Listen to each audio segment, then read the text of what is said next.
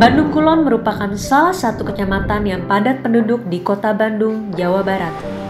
Padatnya penduduk membuat pandemi COVID-19 lebih mudah tersebar. Hal ini diperparah dengan kurangnya kesadaran masyarakat untuk menerapkan protokol kesehatan, stigma yang cukup kental, dan ketidakterbukaannya terhadap COVID-19 menjadi tantangan besar yang harus ditangani dengan segera.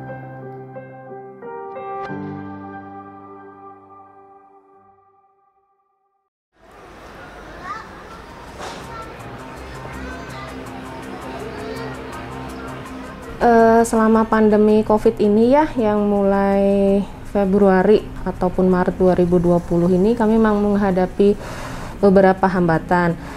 Di mana Puskesmas Cigondewah itu kan dengan tiga kelurahannya sebagai wilayah kerja ya, Kelurahan Cigondewah Kaler, Kidul, dan Rahayu, dengan jumlah penduduknya sekitar 40 ribuan.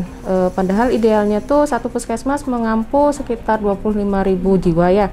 Dalam kondisi normal pun kita juga ada beberapa kendala, ditambah dengan adanya pandemi ini yang butuh penanganan khusus gitu ya. Hambatan-hambatannya paling keterbatasan SDM, kemudian keterbatasan sarana prasarana. Kita hanya memiliki 7 jenis nakes dari yang 9 nakes yang wajib tersedia di puskesmas, dengan jumlah perawat pun yang masih kurang gitu ya. Gedung puskesmas pun kan mungil ya, imut gitu ya, imut. Jadi ketika kita harus melakukan testing, kita memang harus meminjam ke gedung kantor lintas sektor ataupun gedung kantor yang lain, sehingga kegiatan testing bisa terlaksana dengan ideal gitu. Kemudian keterbatasan APD di awal-awal pandemi itu mengakibatkan kita kurang bisa menangani pandemi ini secara terstandar. Ketika kita memang mendapatkan kasus konfirmasi, kebetulan Cigondewah Kidul waktu itu memang paling pertama di Kecamatan Bandung Kulon ini mendapatkan kasus konfirmasi. Hambatannya mungkin ini ya, ketika kita mendapatkan data itu apakah benar orang ini tinggal di kelurahan tersebut. Jadi hambatannya mungkin validasi data, kemudian pemantauan kontak penulisan kontak eratnya, kemudian pemantauan isomannya apakah benar gitu ya. Kesini kan isoman memang dilakukan di rumahnya. Apakah memang rumahnya memenuhi standar untuk isoman apa enggak, itu juga suatu hambatan juga. Andre, Murti, dan Denny, 3 pemuda pencerah Nusantara COVID-19, datang membantu puskesmas dalam meningkatkan lacak kasus COVID-19 di Bandung Kulon. Sebelum pencarian Nusantara tiba, baseline untuk rasio lacak dari setiap kasus konfirmasi itu lebih kurang 3 orang. Jadi satu kasus konfirmasi, kontak eratnya 3 orang dan hanya terbatas pada keluarga saja. Ya, jadi hal yang lacak kasus yang sering dihadapin oleh puskesmas adalah dimana biasanya pasien-pasien itu agak tidak terbuka kalau misalkan ditanya oleh tenaga puskesmas atau tenaga kesehatan lainnya. Jadi biasanya pasien ketika kita hubungin, kan kita kalau dapat kasus baik itu dari dinas kesehatan ataupun laporan-laporan lainnya yang masuk ke kita, biasanya langsung kita hubungi. Nah biasanya dalam tahap menghubungi ini, pasien kadang-kadang tidak memberikan informasi yang sebenarnya, atau mereka malah marah-marah tidak mau dihubungin karena katanya kita menghubungi mereka itu menambah beban mental bagi mereka, jadi mereka sangat terganggu dengan hal tersebut.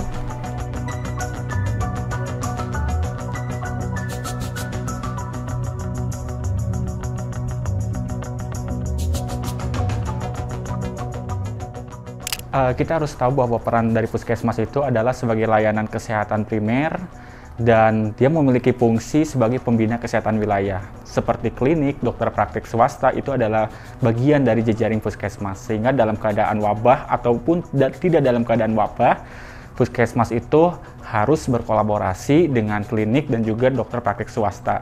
Di masa pandemi COVID ini sangat membantu sekali. Pertama, untuk pelaporan-pelaporan kasus suspek yang selanjutnya ditindaklanjuti oleh puskesmas. Kemudian, kenapa kita harus berkolaborasi dengan lintas sektor? Nah, permasalahan kesehatan itu yang diselesaikan di layanan kesehatan itu hanya 30%, tetapi 70%-nya diselesaikan di lintas sektor. Bagaimana kalau ada pasien yang harus isolasi mandiri, untuk pengawasannya itu dibantu oleh kader. Dan kader ini adalah salah satu aset yang dimiliki oleh puskesmas sebagai perpanjangan tangan puskesmas untuk melakukan upaya-upaya preventif dan promotif. Yang pertama dari kami selaku dokter ya, khususnya dalam penanganan kasus COVID ini adalah membantu pihak puskesmas menemukan pasien yang terduga atau suspek atau yang probable mengarah untuk bisa di tracing dan dilakukan penanganan lebih lanjut agar si pasien tersebut dapat terkelola dengan baik sampai akhirnya bisa sehat.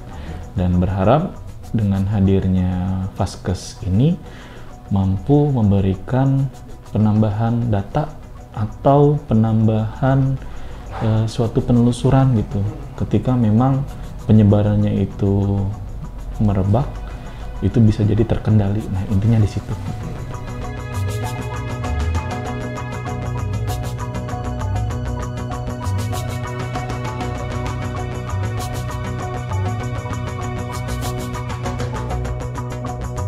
Suatu hari kan ada yang terpapar COVID ya dok ya, dan itu jamaah masjid kebetulan. Nah setelah itu kan harusnya ditutup dulu masjid itu, disterilkan ya minimal 2 minggu ya dok ya.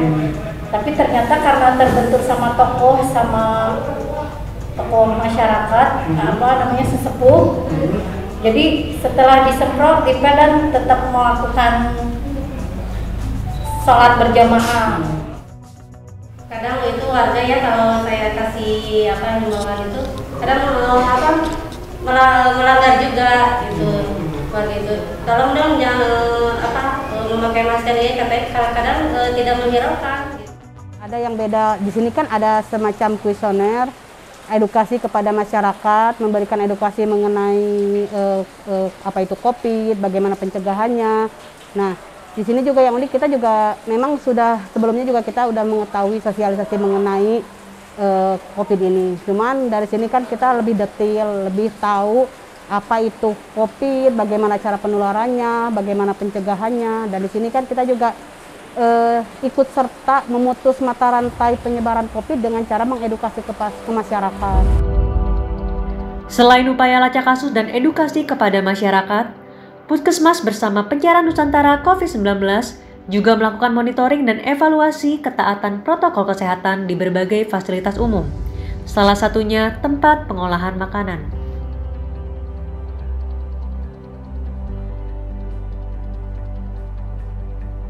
Ketika sebelum ada Pencarian Nusantara, yang jelas masyarakat stigma itu sangat melekat sekali ya, jadi terutama terhadap orang-orang yang terkena COVID. Dan juga pelacakan mungkin kami agak susah karena harus secara diam-diam juga.